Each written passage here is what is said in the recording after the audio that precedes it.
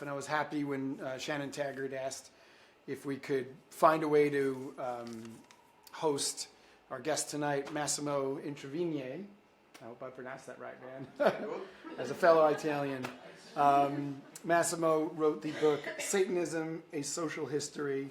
It's published by Brill. It's 667 pages, just shy of the 666. And we're here on the eve of the Catholic holiday of Easter. So Jesus is about to be slaughtered in a day or so. But he's going to talk about the history of modern Satanism, and anyone who knows me knows that that's a close subject to my heart. So come on up, Massimo, and thank you very much.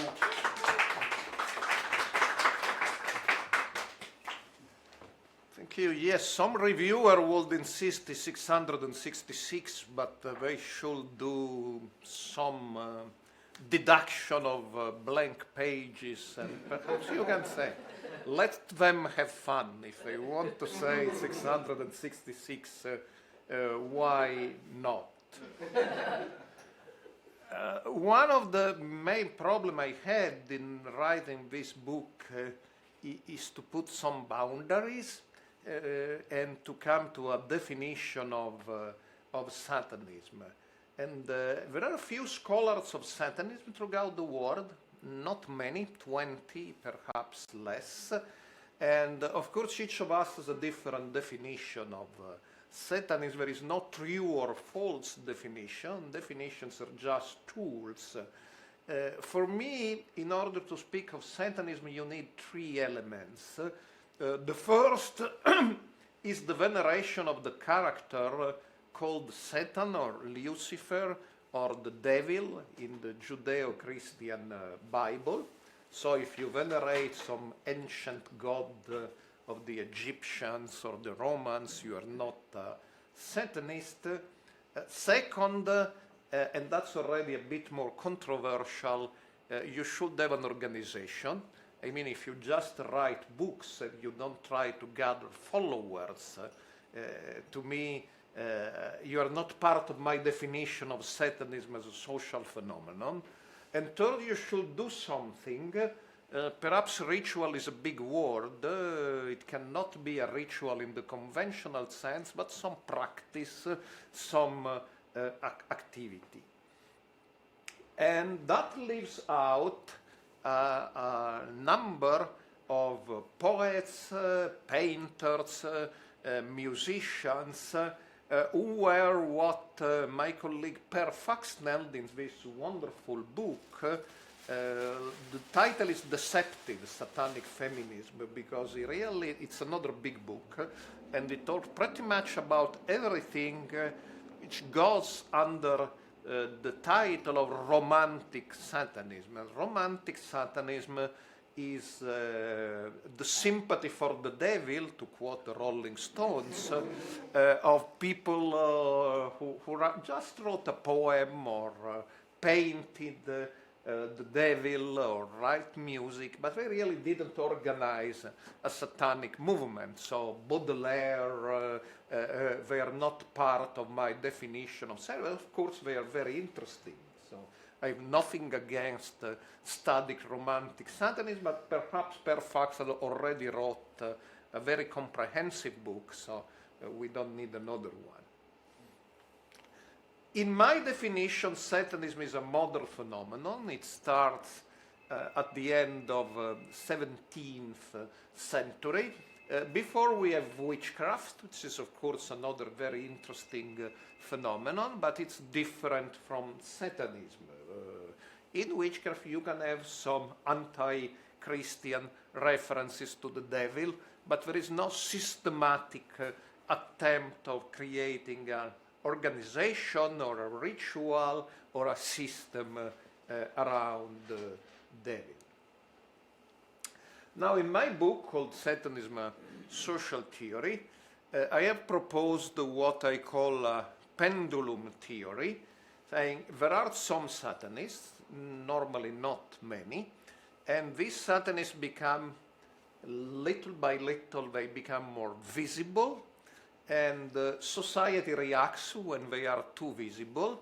and we have a period of anti-Satanism, which is very strong reaction, normally exaggerating the phenomenon, and the exaggeration of the anti-Satanism discredit themselves and let Satanism re-emerge in another phase, so to speak, of the cycle. So, and these cycles may be very long. And I distinguish between the proto-Satanism, very small phenomenon in an archaeology of Satanism in the 17th, 18th centuries, then the classical Satanism, and then the contemporary groups. Now, Satanism really begins, or perhaps proto-Satanism, or a prelude to Satanism, really begins at the court of the King of France, Louis XIV, in 1679, when the police arrests a number of soothsayers, folk magicians, and some priests, including Catherine Lavoisienne, you see here, and the abbé, the priest, Father Etienne Guibourg. Now, to understand what happened, sometimes this story is told outside of the context. And so it's not understood. Some say perhaps it never happened. I believe something did happen, but we have to place it in a context. Paris in the late 17th century was full of magic. There was a large population of people reading the tarot cards, people reading the coffee, people offering prophecies, and even producing the famous pistole volante. What were the pistole volante? They were magical coins. A priest would baptize the coin, and this coin, when it went out of your pocket into somebody else's pocket, you could call it back. So it was very convenient for making payments, because afterwards you would, and magnetically, so to speak, it will come back. It never really worked. So people were always complaining against this priest to baptize the coins. It didn't really work, but people and some priests kept trying. So when a group of people allegedly invented the black mass to call the devil to help clients normally to obtain love or money, it was just another offer in a subculture where a number of magical products were sold routinely. So if we believe the black mass came out of the blue, we can imagine it was a fabrication of the police. But if we understand that there was a widespread subculture of magical offers, it's not unbelievable, and the police records are very cold. It's not gullible. People were very professional policemen, so it's believable something already happened. And it's really the birth of the black mass. The client was normally a woman, and she would be naked on an altar, and the priest would say an inverted mass, not praising God, but praising the devil. And the aim was utilitarian. It was not really so that's why I speak of proto-Satanism. The aim was not really to celebrate a religious ritual, but to call the devil, please help me, I need the love of this chevalier or the king perhaps, or I need money.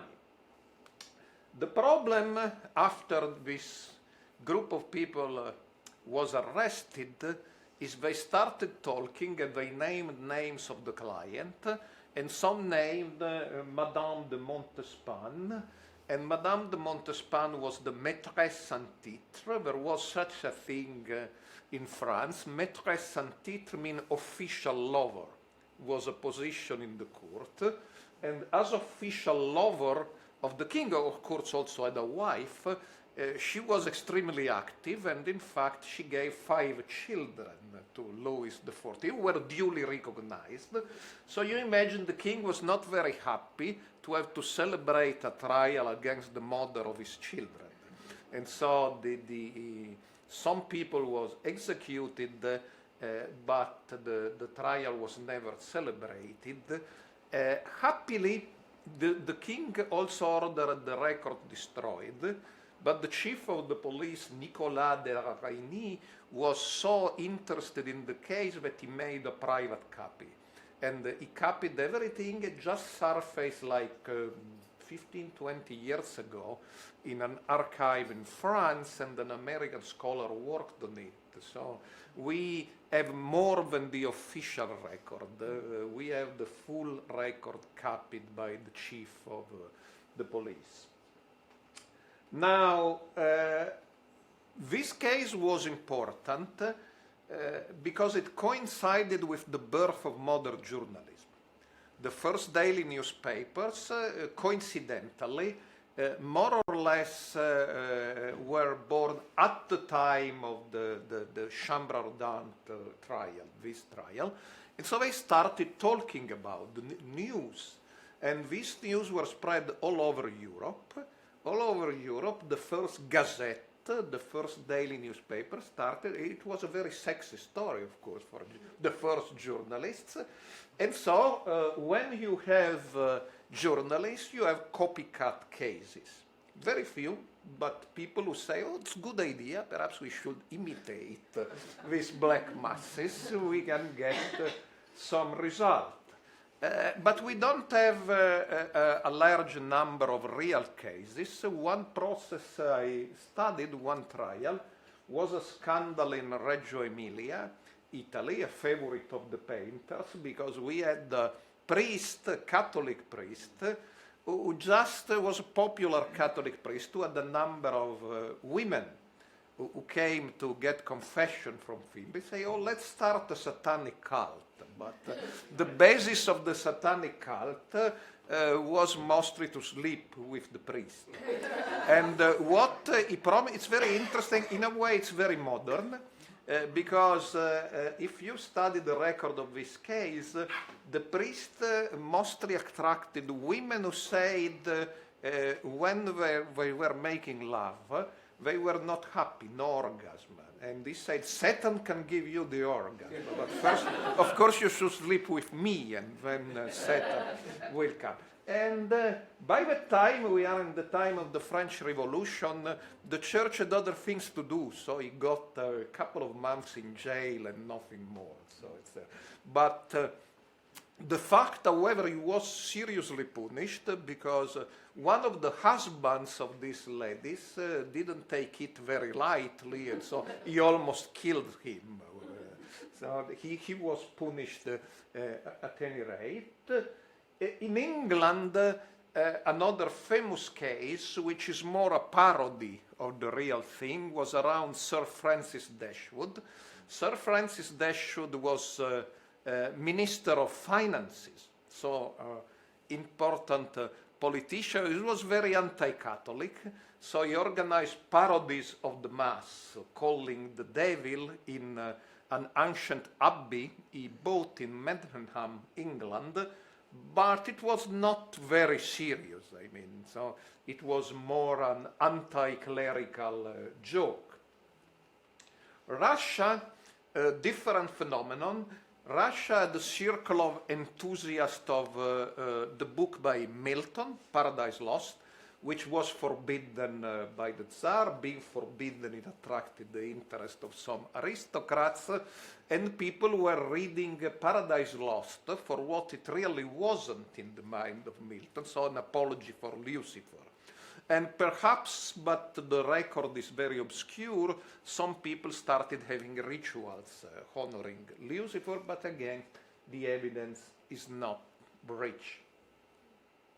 Now we come to classic Satanism, but also classic Satanism, we don't know whether it really existed. It's largely a literary phenomenon.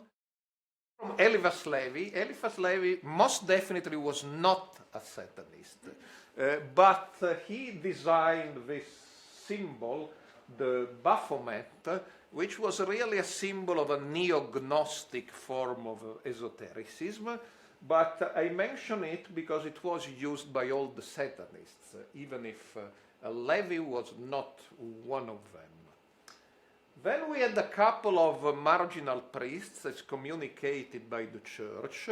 The first is Eugène Ventrat, who promoted a schism of the Catholic Church, and he claimed he was fighting the devil, but his ritual started being so strange that the Catholic Church accusing him of being a Satanist, which was not true. But within the organization of Ventrat, this guy, another priest, Joseph Antoine Boulin, organized a schism within the schism. And Boulin was a darker character. He was basically a sexual pervert, and he created a system of Catholic sex magic, a very strange system. So in his case, when the church accused him of Satanism, perhaps it was not only propaganda, even if he insisted that his sexual rituals were in order to fight the devil, not to call him. Now, Boulin was one of the sources, but not the only one, of books on Satanism written by these two friends. The one on the left, Jules Bois, was a journalist. So allegedly he wrote journalistic books. And the one on the right is great novelist, Joris-Karl Huysmans, who wrote là-bas. And Huysmans wrote novels. But he said that this novel about Satanism was based on real facts. Particularly Huysmans, who later converted to Catholicism, went to the Vatican, tried to persuade the Vatican that a priest in Bruges, Belgium, in a very beautiful church I visited years ago, the Church of the Holy Blood, the canon of this church, Canon van Heck, was the real chief of the Satanists all over Europe. And he gathered some documents, so perhaps he didn't simply make up the story, but again the evidence is not completely persuasive, although it's possible that Canon van Heck dabbled in some occult groups. So here we have là-bas, which is the most famous novel about Satanism, written by Huysmans, and we don't know if he had some real information, he made it up completely, but surely nature normally imitates art. So the description of the Black Mass in là-bas became almost normative for subsequent Satanists, despite being admittingly fictional. We have some more real groups, but very small, against Per Faxnell, that attracted the attention of it. One was around this guy, Carl William Hansen, Ben Kadosh, a Danish Freemason, and he worked in a small dairy shop of his wife, not a leader in the society. And he invented a number of occult orders and wrote a book. He wanted to invent also a satanic one, but we don't know whether he really did. Much more authoritative character is Stanislaw Przybyszewski, who was a Polish novelist and philosopher, and he built a complete system of Satanism. So he will be the first real Satanist in history, except that by my definition, perhaps he wasn't, because he didn't gather a group of people. Some of his friends tried to build an organization, but with very meager results. Przybyszewski, however, was very influential on artists. And one was the Czech painter and occultist Joseph Wachal, an artist very much interested in the devil.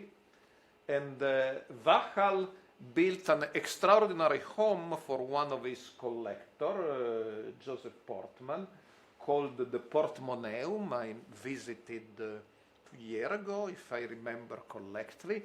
And it's an extraordinary home with frescoes, some theosophical, some even Christian, some of them Satanist, which shows that Wachal, following in the footsteps of Przybyszewski, was a very complex character.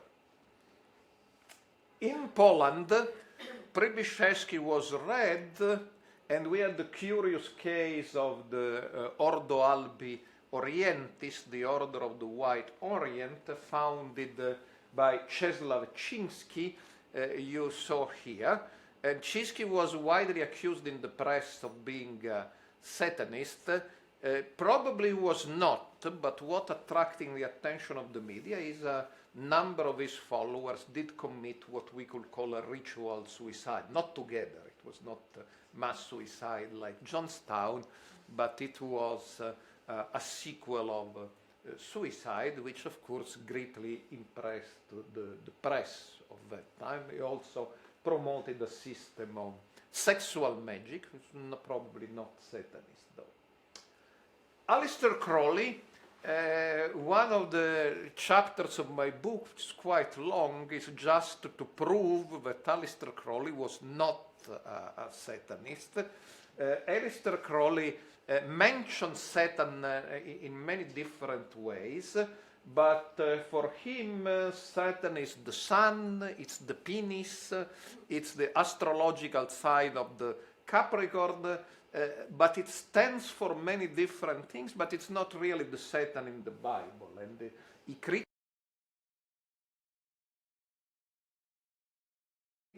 because they did buy the story of the word of the Bible, where Satan is the bad guy. So they are inferior Christians. They are not real occultists. And in this sense, Crowley is not a Satanist and is even a critic of Satanism, even if many Satanists use the Crowley's rituals. But that's a different story. Crowley was very influential on Gerald Gardner, who founded the revival of witchcraft called Wicca.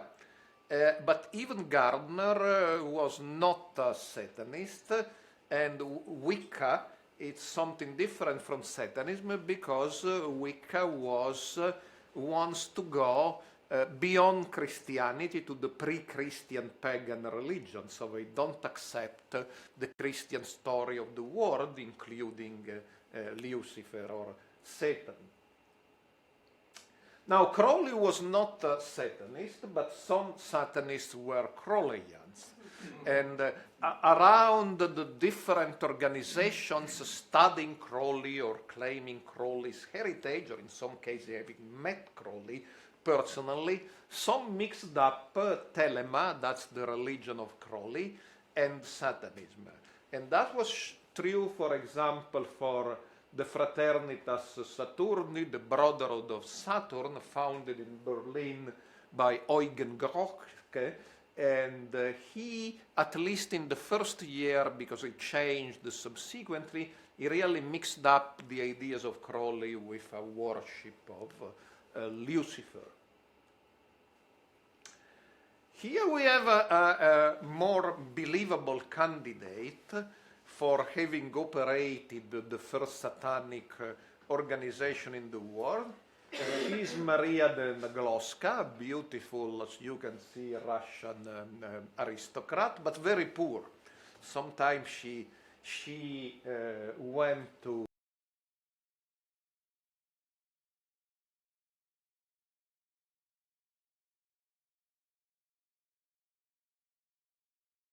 wing esotericist Julius Evola, perhaps even his lover, for a while. And she really organized in Paris what she called the Knights of the Golden Arrow, which operated between 1930 and 1935, which a very complicated ritual honoring both Satan and God. It was basically a dualistic system, including a lot again of sexual magic. He called Satan the barber because that's in a way is a funny one. Herbert Arthur Sloane was a barber in Toledo, Ohio, who was interviewed by a number of scholars before dying in 1975 and always claimed to have been the first American Satanist. But the problem is Sloane was surely at the small spiritualist group, but he only started calling himself a Satanist after LaVey founded the Church of Satan, and then tried to backdate his Satanism to say, I'm the first, but he was probably not. However, I went through the daily newspapers in Toledo, Ohio, and concluded Sloane was never very successful as a Satanist, but was extremely successful as a barber. Very well-respected barber, even wrote a book about how to be a good barber. So at least he was successful as a barber. This character, I will say, it's the link between this, as you see, very sporadic, ephemeral, classical Satanism and the modern Satanism. It's Jack Parsons. He was one of the leading American rocket scientists. Actually, one of the craters of the moon is named after him, the Parsons crater. And he was one of the main patent persons at Caltech. In fact, he died when his laboratory exploded in 1952.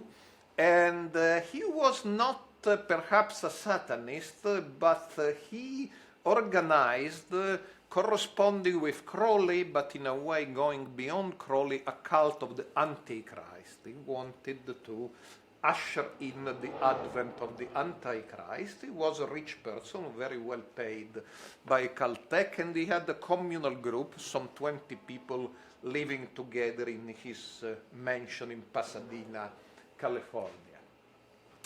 Now, the story of Parsons is interesting enough because here you have one of the leading American rocket scientists cultivating a cult of the Antichrist after 6 p.m. But it becomes even more interesting because of two people involved. One is Marjorie Cameron. She only signed Cameron. And she went on to become a very successful artist. There were a couple of well-attended exhibitions 2 years ago, one in Los Angeles, one in New York. And Cameron and Parsons tried to create a magical child, semi-human, semi-demon. They didn't succeed, but let's hope they had fun in the process. They didn't really succeed. And the second person who was part of this group was L. Ron Hubbard, who some years later became very famous as founder of Scientology. So Hubbard told the tale that he infiltrated on behalf of the US Navy intelligence a black magic cult in order to destroy it. That's his perception, and it's true he had something to do with the US Navy intelligence. So, from his point of view, it was in a way perhaps true. But from the point of view of Parsons, Hubbard was only somebody who entered his commune and left with part of his money, and his girlfriend, Betty Northrop, whom eventually Hubbard married. Hubbard married many times. One of the wives was Betty Northrop. It was quite a short-lived marriage. Now, Parsons' group is really the link between the Crowleyan milieu in California, with some interest in the Antichrist or the devil, and the real modern contemporary Satanism. which start with this man. Many of you may have seen this kind of picture. Anton LaVey was a great showman, and the problem with LaVey is he told the story of his life in such a preposterous way that when it was discovered that most of the details were false, he even claimed he was born with a tail. So no. When it was discovered that he was the lover of Marilyn Monroe, he wasn't. So when journalists started discovering that so many details were false, he was not taken seriously, but perhaps he did deserve to be taken seriously because he built a viable organization.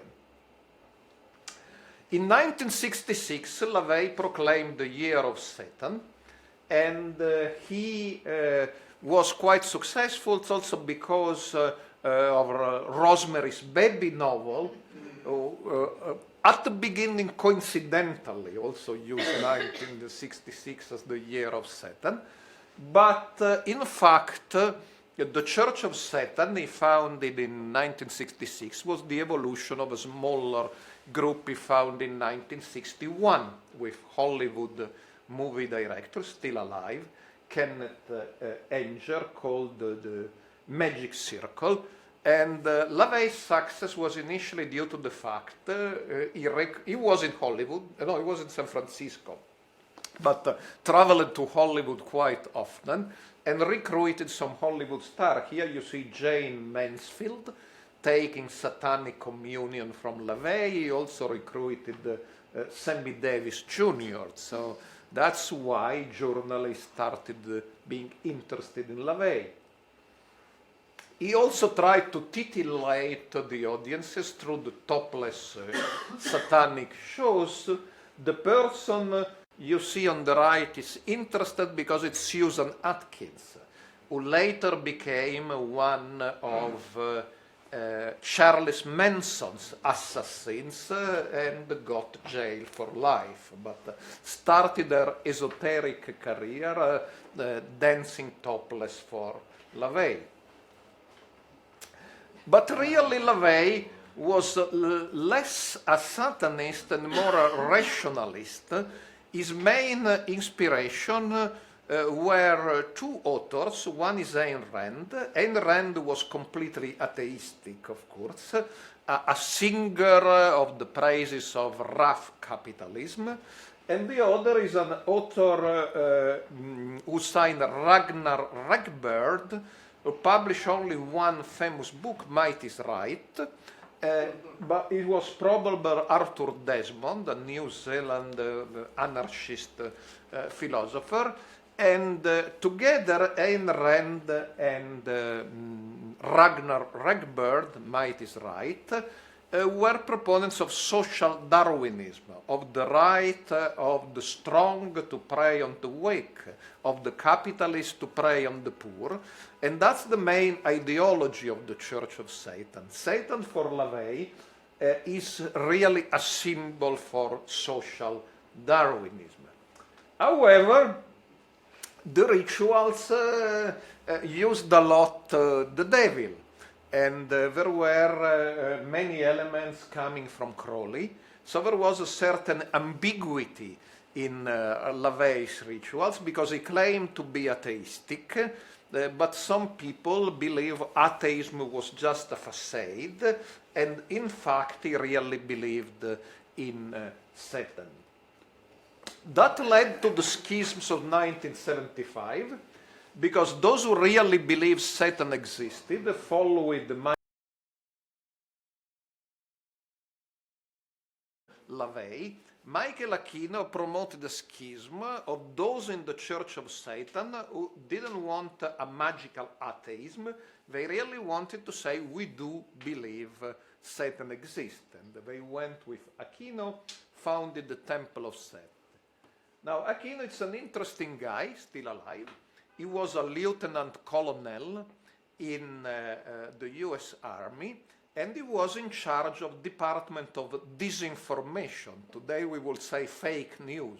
So he was a specialist of creating fake news, particularly during the Vietnam War. He was in trouble during his career for being a Satanist leader, but never really in trouble. He was never demoted or anything similar. He was accused falsely of pedophilia by people who don't like Satanism, and he was accused with some good reason of being a Nazi and an admirer of Adolf Hitler, which perhaps for leading a department of disinformation was not so unusual. But he never was in real trouble, but he had some problems for being at the same time a top army officer and a Satanist. Now, I believe the main distinction of Satanism starts really in 1975 with the separation between LaVey and Aquino. I call LaVey Satanism rationalist. Satan is a symbol for reason, for living a good life, for not caring about religion or sin, not believing in sin. And here you see Peter Gilmore of New York, who is the present leader of LaVey's Church of Satan. And Aquino is what I call occult rationalism. People really believing that you can get in touch with Satan, even if in the recent years Aquino changed main ideas, and our Finnish colleague Kenneth Granol will call it post-Satanist. But I'm speaking of Aquino in 75. Difficult to place in my categories is Robert the Grimstone, who is still alive, ex-Scientologist, who founded in London something called the Process Church of the Final Judgment, which his girlfriend, who was a top escort, Mary Ann the Grimstone in London, and they founded a very complicated philosophical system, I would say agnostic system, where you would worship both Satan and God at the same time. Although there is a story, it's not in my slides, but let me tell you in 1 minute. A colleague of mine, a good friend called Bill Bainbridge, did the participant observation of the group for his doctoral dissertation, and he became so friendly that he ended up writing most of the rituals. So perhaps the rituals are so garbled because they were written by a sociologist, not by these two nice people. Mary Ann McLean died in 2005, and after the Process Church collapsed, she operated a number of other organizations, and the last one was Best Friends in Kanab, Utah, which was the largest animal sanctuary in the United States. But if you look very closely into Best Friends, you recognize some of the ideas of the process. Why did the process collapse? They came to US and they became friends with Charles Manson. Charles Manson was already in jail.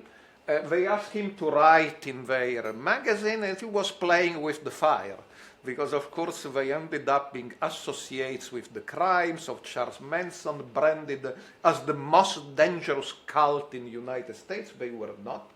Even if they had a lot of German Shepherd, and some of the German Shepherd were a bit aggressive, which was not good PR if you are already accused of being a dangerous cult, but they were all in all nice people, if you ask Bill Bainbridge, but they were destroyed by the negative publicity after the Manson case.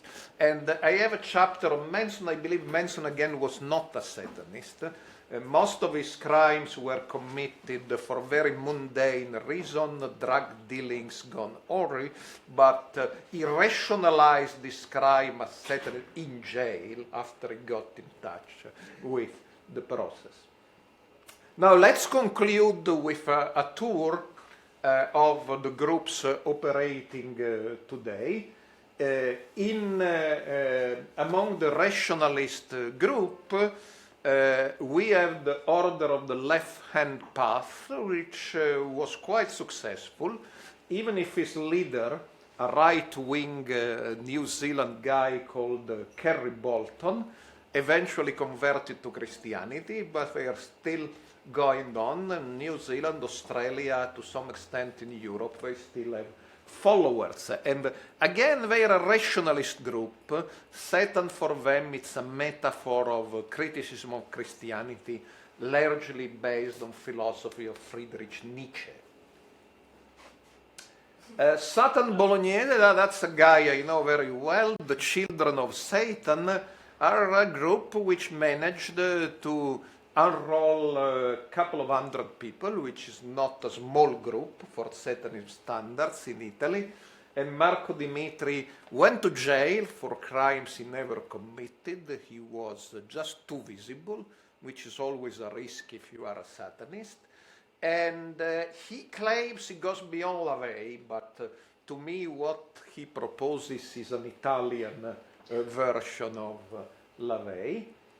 He is Michael Ford, who has something called in many ways Greater Church of Lucifer, Order of Phosphorus, who had a lot of media attention because he opened in a suburb of Houston, Texas, of all places, called Old Town Spring, the first public satanic church open to the public in the United States. He mixed a little bit Wicca and Satanism, but I still call him rationalist. And of course, the most famous group is the Satanic Temple. But here we are at, I'd say, 0 degree of rationalism, because clearly the founder, Lucien Greaves, whose real name is Douglas Messner, doesn't believe in God, doesn't believe in Satan. He uses Satanism as a legal weapon. Wherever in the US he finds a statue of Jesus Christ, he files suit saying for equal right, if there is a statue of Christ, there should be a statue of Satan. And he unveils these nice statues of Satan, and the more he has a reaction from Christians, the more he is happy. Now, he doesn't really want to have a statue of Satan in any American city. He wants the American city to take down the statues of Jesus Christ. And very often he wins his court cases. Now, of course, when I talk of rationalist Satanism, the main group is still LaVey's Church of Satan, who has a sizable following of some thousand members, not only in the United States, but particularly in Europe, and in Europe particularly in Scandinavia. Some of my Scandinavian colleagues say they are the country of social democrat Satanism, which of course, we are talking of several hundred people, not of millions, but yet organized Satanism is a small phenomenon, so Scandinavia is quite significant. If you will come next time, we'll talk about black metal. Scandinavia, of course, is where black metal also was not born, but really developed the Satanist theme. Now, coming to the occult Satanism. Occult Satanism, I mean, people really believing Satan exists, as opposite to LaVey and rationalist Satanism. The largest group in the world, some 2,000 members, is the Order of Nine Angels, founded in UK, 1970, by Anton Long. Now, there is a problem with Anton Long. He doesn't exist. And so journalists and scholars have tried to trace who the heck Anton Long is, and more or less there is a consensus, even it has been almost admitted in the website of the order, which is David William Myatt. David William Myatt used to be a Nazi, neo-Nazi leader in England, except that at one stage he declared himself a follower of Bin Laden and for radical Islam, and now he says for war, peace and love, so who knows. But it's surely the Order of Nine Angels is a Satanist group. they have their own version of the Black Mass, but in some countries they are also on the list of terrorist organizations because they advocate terrorism as a way for ushering in the kingdom of Satan. Joy of Satan is not a violent group. It's here in the United States, but it's again a group with Nazi connection. The leader is a woman called Maxine Dietrich, in the honor of Marlene Dietrich and her songs. Real name Andrea Harrington, and she's the wife of Cliff Harrington, who is one of the leading American neo-Nazis. Now, most neo-Nazis are not Satanists. And so when they discovered that the wife of their beloved leader was operating a group called the Joy of Satan, the leader was in some trouble. But Andrea, or Maxine, believes Satan is an alien, and he is a good extraterrestrial who created the Aryans, while God is a bad extraterrestrial who created the Jews. So we have a cosmic racialist, Nazi, Satanist drama. But not all theistic or occult Satanists are Nazi. Here we have Tani Jansang, a very intelligent woman from her writing, here in New York. I never met her, but I'd like to. And she is of Mongolian origin. Last name comes from Republic of Mongolia. Of course, the Republic of Mongolia was a communist country in Soviet times. And she has a group called Satanic Reds, claiming Satan is not a Nazi, but is a good communist.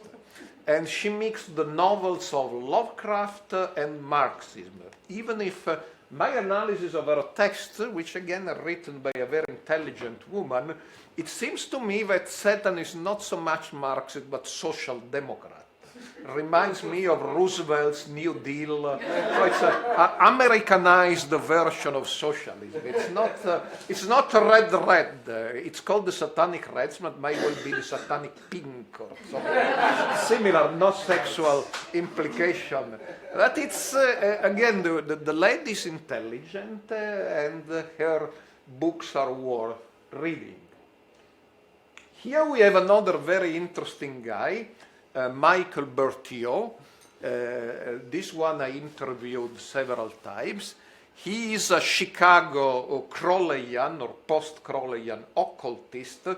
Only problem with Berthiaud, he operates so many different occult orders as it's common that he probably forgot how many he operates. Of course, he also has a neo-Luciferian church, but he has a Rosicrucian one, a Masonic one, a Crowleyan one, a Voodoo one, a Martinist one, and I'm not finished. He has many more. And so, perhaps he forgot, but he also has a neo-Luciferian church he established when he met a Danish guy, Bjørn Salling, who told him about Ben Kadosh, this small dairy shop operator who tried to establish. So he said, haha, I have also satanic succession, going back to much earlier than LaVey. But Berthiaud is an interesting guy, particularly because of his art. His art is a bit disturbing, really in a way demonic, but he has a number of followers, particularly in the UK, where his art sells quite well. Now, most of the theistic or occult Satanism goes on the web, but it's true that also many followers of LaVey never met LaVey's successor Peter Gilmore. They are only part of a web group. And we have 2 or 3 bloggers who are quite successful.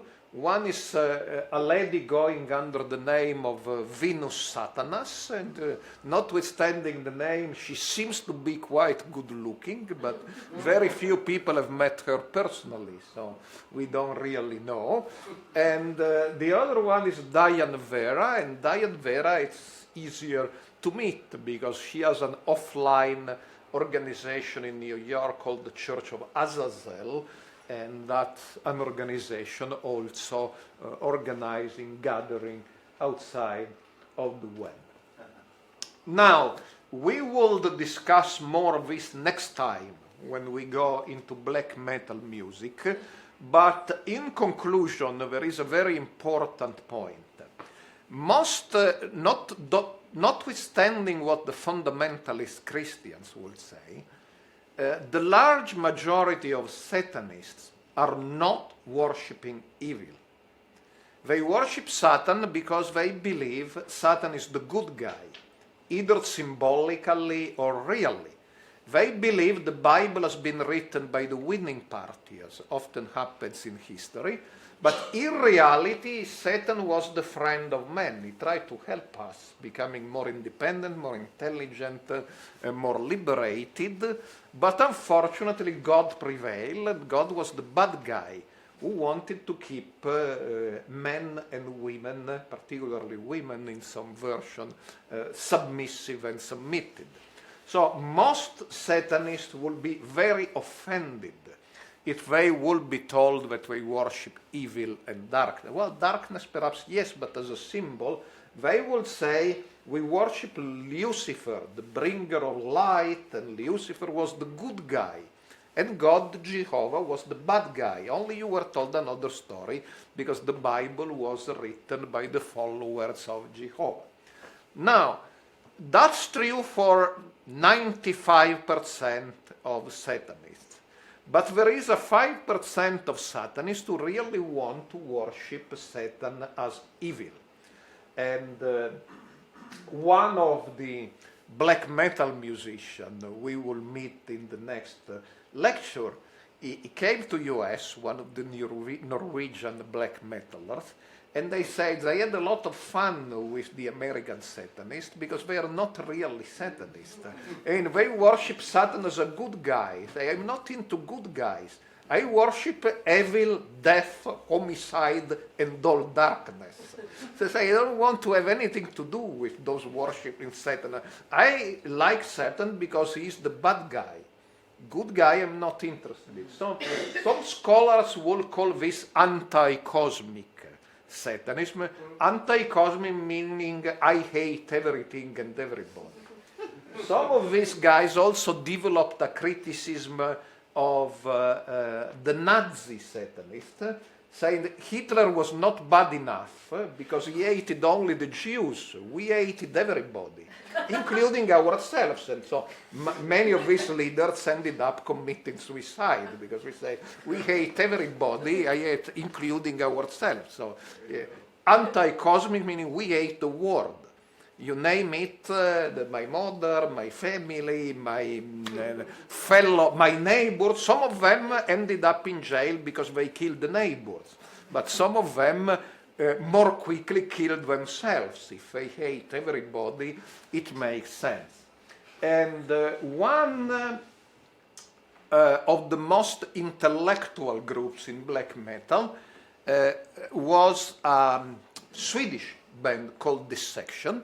Of course, the leader ended up committing ritual suicide, which was predictable, but still there are people called the Temple of Black Light who try to organize this anti-cosmic religion. They have a very elaborate sacred book called the Book of Sitra Hakra. So, for me it's very important, in a way also politically, to state that most Satanists do not worship evil, but we should say there is an exception. There is this anti-cosmic Satanism, which is not completely primitive. If you read the book, it's a very elaborated book, but it does exist. It does exist, I will say, only in the extreme metal milieu. And that shows that it may be very dangerous. Because most of the cases of ritual crimes perpetrated by Satanists were invented. They never happened. They were invented by the media or by Christian fundamentalists, but this is a real case. It's a case of the beasts of Satan, and the beasts of Satan grew out not of a black metal, of a death metal, to be technically correct, group in the Milan area, and in 2004 they were discovered after they were guilty of 3 homicides, and perhaps they also persuaded 2 people of committing suicides. They confessed, so it's a clear-cut case. Only the enemies of Satanism do not use it very much, because it will confirm the theory that the danger is very narrowly located, extreme black metal fringe. And again, I'm anticipating what I will tell you next time. Don't get me wrong. In the online Encyclopedia Metallica, which lists all metal bands, there are 10,000 black metal bands. Those associated with some crimes are less than 10. So, great majority, they just have fun and like a certain kind of music, but some of them really embrace a dangerous ideology, which can lead to very real crimes. Now, in the case of the Beast of Satan, the lawyers tries to play the card that they were not dangerous, because they were not killing anybody outside the group. Every year they had a complicated magical ritual to decide who inside the group should be killed. So I say, what dangerous? They were only dangerous about themselves, but they got jail for life anyway. So defense didn't really fly with the judges. In jail, not all of them, but the majority converted either to Catholicism or to evangelical Christianity. So now they are very pious Christians in jail. In Italy, nobody really remains in jail for life, but they will presumably remain for many years. Now, a final question is why you should study Satanism, because organized Satanism is a comparatively small group of people, less than 5,000 people around the world, most probably. Then, of course, fans of black metal or college students doing make yourself or self-styled satanic rituals.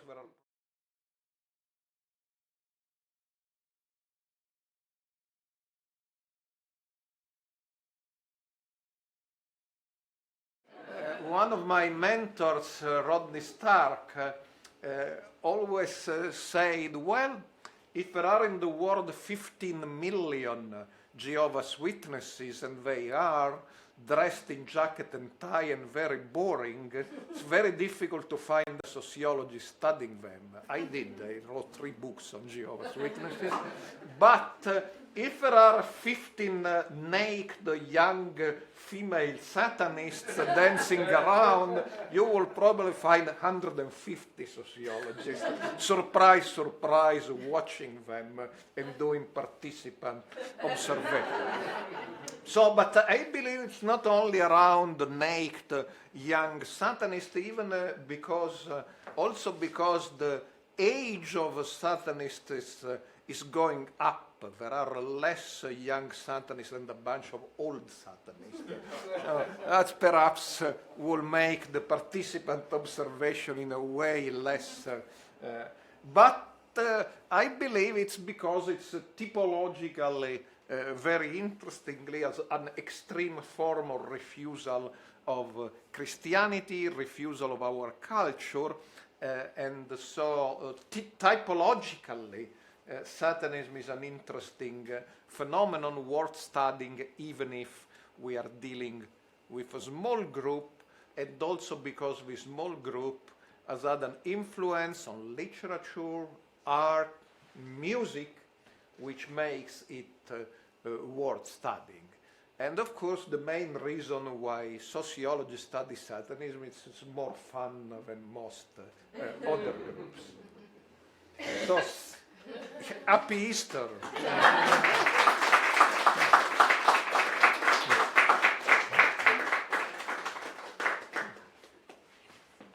Questions?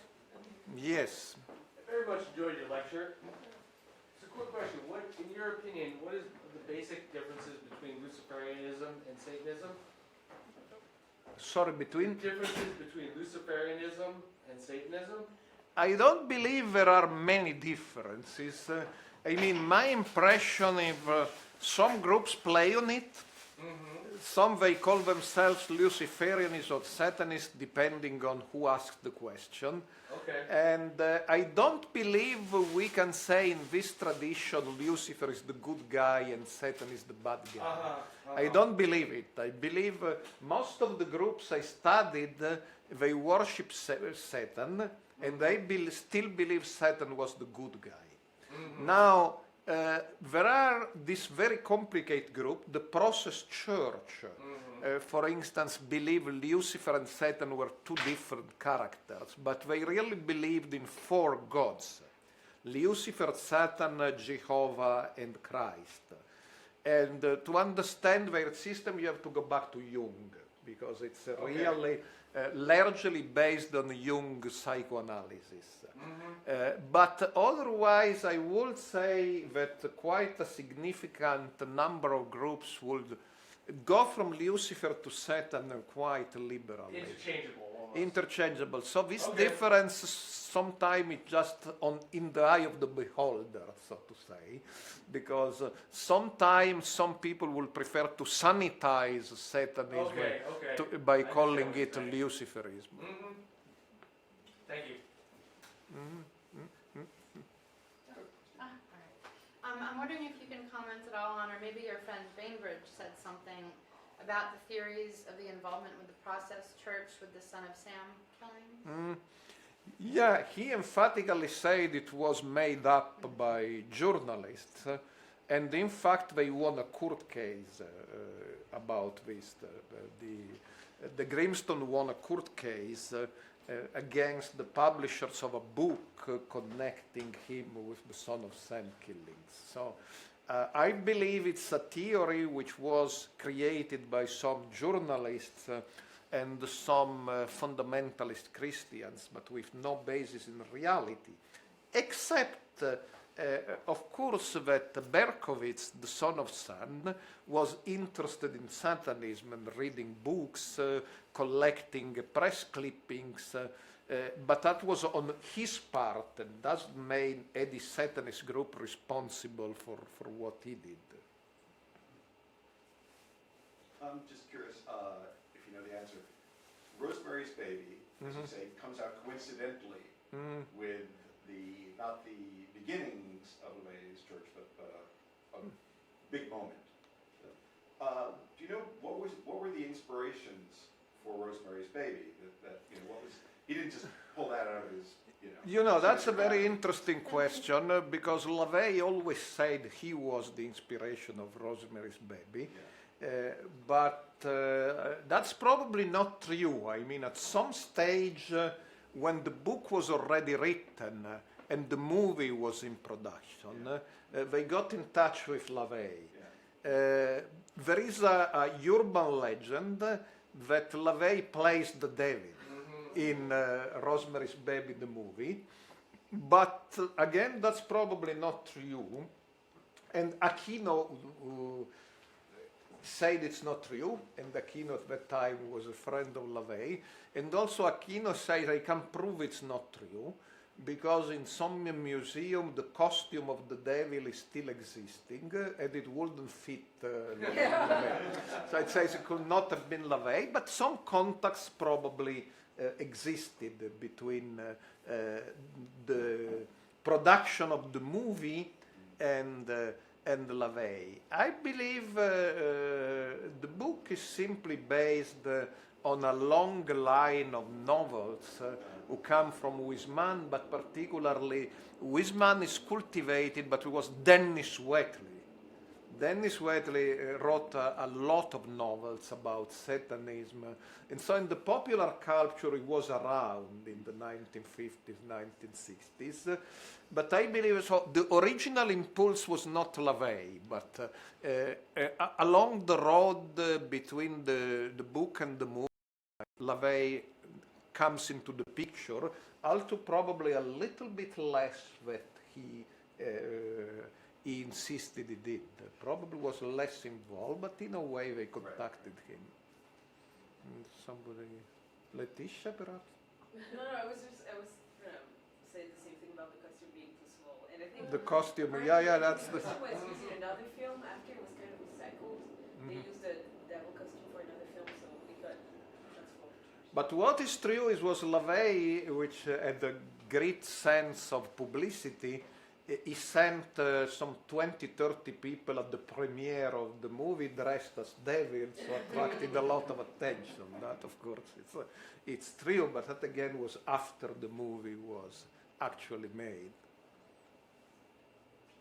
I was struck by the number of women leaders just in your talk and your mention of that there seem to be pretty well represented. On some level, it's clear why women would want to overthrow the Judeo-Christian patriarchy, but why Satan rather than some goddess? I believe we can be helped in giving an answer by Per Faxnell's book, Satanic Feminism. I say the book is much more than a story of satanic feminism, but it is nonetheless a story of satanic feminism.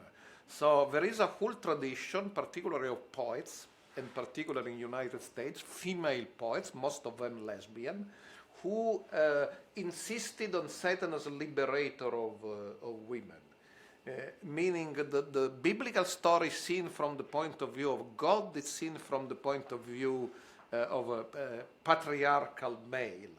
But seen from the point of view of the serpent, who has no sex, is seeing from the point of view of the female, and perhaps even from the point of view of gay persons. So, in a way, there is a solid tradition in Europe, but particularly in the United States, of Satan as the character who tells the biblical story from a point of view who is not really male. Of course, that's stretching a little bit the Christian tradition about Satan, because if we look at medieval representation of Satan, Satan has a big penis. So it becomes a little bit more difficult to say he eats sexless, because clearly in the medieval Christian imagination, Satan was male. So it seems a conflict between two alpha males, Satan, God, and not really a conflict between a male God and a sexless Satan. But a narrative nonetheless developed, started in the 19th century as Satan as, in a way, somebody who could offer a female point of view on the biblical story. I was struck by how many people converted from Satanism to whatever Catholicism or Christianity. And I'm curious what you make of that, and if it is just a matter of people searching for the good guy in the story and then just decide, well, actually it was the other one. And then I'm also wondering why there's not more productions of texts, right? If the idea is that the Bible has been told from that one point of view, why not create something that is sort of equally monumental from... There is a certain production of text. Of course, LaVey's Bible of Satan has been a bestseller in its own way. Satanic Bible is the name. So. Right, sure. Yeah. But the Satanic Bible, again, is not really a Bible. I will say it's a text of social Darwinism. Might is right, the strong should prey on the weak. On the other hand, it's an interesting question, but rationalist Satanists almost never convert. Because rationalist Satanists like LaVeyans, they don't play the game. in a way, they don't believe in a presence of the divine. But if you deal with the presence of the divine, you can be dissatisfied with one team and pick the other team. So we have priests who go to the borders and perhaps cross the border into Satanism, as we have seen. And we have Satanists who cross the border and convert to Christianity. But that happens in the field of occult Satanism, i.e. of people who have already entered into a mindset where there is a cosmic battle. And if there is a cosmic battle, I accept this narrative, I enter into this narrative, I walk in this narrative, and I can perhaps change my preferred team. But if I'm rationalist Satanism, and I don't believe there is any battle except a battle for the mind, for being more rational, less superstitious, less enslaved or brainwashed by religion, it's much more difficult that I will all of a sudden decide religion is good and convert to Christianity. Although I can convert to something different. Difficult to say Zina LaVey, the younger daughter of LaVey, what she is now. But she married Nicholas Schreck, this satanic Nazi activist, but now she's kind of a Buddhist, esoteric Buddhist, so you can perhaps convert to something else. She was raised in that was the indoctrination of her childhood that she was breaking rather than... Well, she revolted against the father, true, but in a way she's a difficult character. It's also how to place her, and she tries to remain relevant and visible, perhaps by changing her positions periodically. Didn't she and Shrek go to the Temple of Set for a while? Oh, she was high priestess, true. For some time she was high priestess of the Temple of Set, but she broke with Aquino too. So these rituals, the black masses in Paris in the 1650s, 1660s, were you saying that they were done to achieve a particular narrow goal? Like, why were people doing them? It was to win the love of a particular person, so it wasn't any sort of like larger esoteric progression? No, there was no esotericism. In this way, it's just proto-Satanism. Yeah. I mean, it's inverting because this priest started saying Mass for very mundane purposes. Because in the Catholic tradition, there are Masses for almost everything. There is a Mass for invoking the rain to come. And for instance, some of these priests started for a fee. They would celebrate Masses to find hidden treasures. No great success again, but they will do this. And in some of these Masses for hidden treasures, they started invoking a special demon. It's very strange. But saying there is a demon protecting the hidden treasure. So if we can gain the favor of this demon, perhaps our clients who pay for this ritual will find the hidden treasures. And so slowly it evolved into the idea the demon can grant us certain power. So perhaps if we praise him, if we worship him, but it was purely utilitarian. Yeah. So while if you take Huysmans, in Huysmans' novel, it's not purely utilitarian. I mean, these people, of course, it can be Huysmans' novel can be read as these people are really, because it always end up in sort of a huge orgy. So some people may read the novel of Huysmans and say, oh, these people just want to have fun. But it's not Huysmans' own reading of his novel.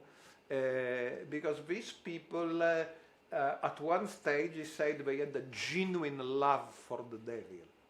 So they really wanted to express a love for the devil and a statement that the devil was a positive character, better than the Christian God. But there is nothing similar. I mean, Madame Lavoisier didn't care. She wanted to make money quickly, and she wanted to sell a very specialized service. Most probably, even of course, these trials needs interpretation, but she started by selling abortions, which were of course forbidden. Then she sold poison, which were in high demand, because there was no divorce, but there was a quicker way. So the poison was the real divorce. So there were a lot of trials for poisoning, because people died suspiciously, and these soothsayers, well, yeah, they told you the cards, and they say the bad news in the cards is your husband will not die soon, but the good news is I have a solution. So perhaps you can mix with this tea, you know, you can mix with powder and you will get the result. So in a way it started with the abortion and then the poison, and then she also sold these rituals which were. And again, it's not unbelievable that there were priests who would cooperate, because from a sociological point of view there were just too many priests. Today the Catholic Church is the opposite problem, but at that time there are too many priests. They didn't know what to do with them. And so some of them were unemployed, and they were trying to survive by doing strange rituals for a fee. I got to ask one question. Why did you write about what you wrote about? Why did you pursue this topic?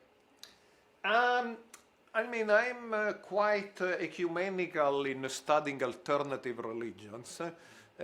My next book is published by Oxford University Press, not by Brill. It's about the Plymouth Brethren, Protestant fundamentalist, if you want, group, or the original fundamentalist group dating back to John Nelson Darby, who's the real father of fundamentalism. I wrote about Jehovah's Witnesses. So I'm part of an old generation.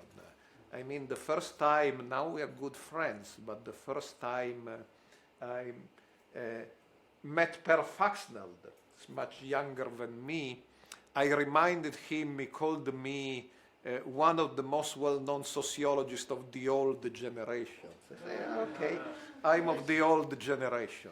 But in the old generation of sociologists of new religious movements, we really had the ambition of mapping alternative religion from the Jehovah's Witnesses to Satanist, with everything in the middle. So to mapping whatever it's not mainline.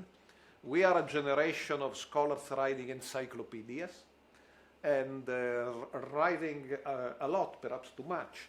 But now the young scholars are really specialists. If they write about Satanism, they only write about Satanism. It will be inconceivable for one of my young colleagues who are in their 30s now, write about this or that other Satanist group, to write a book on Jehovah's Witnesses, or even on radical Islam. I wrote a couple of books on radical Islam. No, they are specialists, and of course there are good things to say about the specialization, and perhaps some less good things to say about specialization, but we recognize we are part of a disappearing generation. People who really wrote about religion, sometimes even in our curricula. I mean, my generation will be even the generation immediately before mine. I would say Rodney Stark, Kailin Barker, people who are now in their 80s. I'm 62, but more or less we have the similar mindset, and we all did some excursion even into mainline religion, perhaps writing a book or two on Catholicism or Islam. When we said we deal with alternative religion is really everything which is not Catholicism, Judaism, Islam, and Hinduism and Buddhism in their countries. But already we may have written about the Hare Krishna or this and this other Japanese group. Now, as I said, it's old. And it had a certain advantage because we are able to make comparisons, but it has probably disadvantage. Today we have excellent scholars who study only one group for all their life, and they become very acquainted with this group. So Satanism was part of a picture, and in a way, being at the extreme, it's true it was even more interesting than some other groups. But it's not that they have studied only Satanism. I mean, they wrote too many books, some 61, 62, and only one which keeps being rewritten in many different ways, but the narrative is basically the same, is about Satanism. Yes, you've mentioned the pendulum effect, and I'm old enough to remember the satanic panic of the 80s. Do you think with Trump in the White House, it's time for a comeback? Yeah, originally when we planned to do this at the late Museum of Morbid Anatomy, we planned to do 3 lectures. One on Satanism, one on anti-Satanism, which is a big part of my book. I have just, I believe, 60 pages on satanic panics in Utah, when the idea was that within the Mormon church there was a ring of Satanists, which was not true, but generated a lot of attention in Utah. So my book is largely about anti-Satanism, from the Taxil conspiracy to recent panics. It doesn't include Marina Abramovich because it was published before. But of course, satanic panic is a model which keeps reproducing itself very easily. And for those who want to produce fake news, Satanism is always part of the tools of the trade. Accusing somebody of Satanism always works. Perhaps one could believe it no longer works after the satanic panics of the 1980s got so much discredited, but the Marina Abramovich story proves it does work. So if you want to attack a candidate to the election, you accuse him or her, in this case, of some connection with Satanism. So it always works. Meaning the idea of Satan is so deeply in our mind that if you really want to attack somebody, should say he or she is in league with Satan. So it can come back.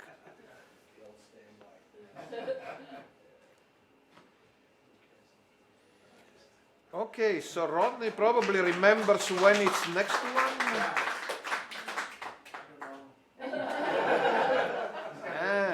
It's in 2 weeks, perhaps, or 2 weeks. in 2 weeks.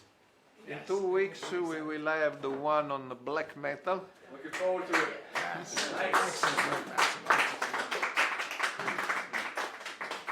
Thank you so much. And you're going to tell us soon, right? When the actual date is? We'll We can figure put it out. on our It's on the A day or two before. Midnight Archive Oh, website. is it up there? Okay. Not very good at the social media stuff, but enjoy, everybody. Thank you guys so much. Have a drink. Pile out. California, if you That was can do it. fantastic. We were talking about how we never saw Thank you. it's going to be yours. So that remains on the web somewhere, the registration. Yeah, actually.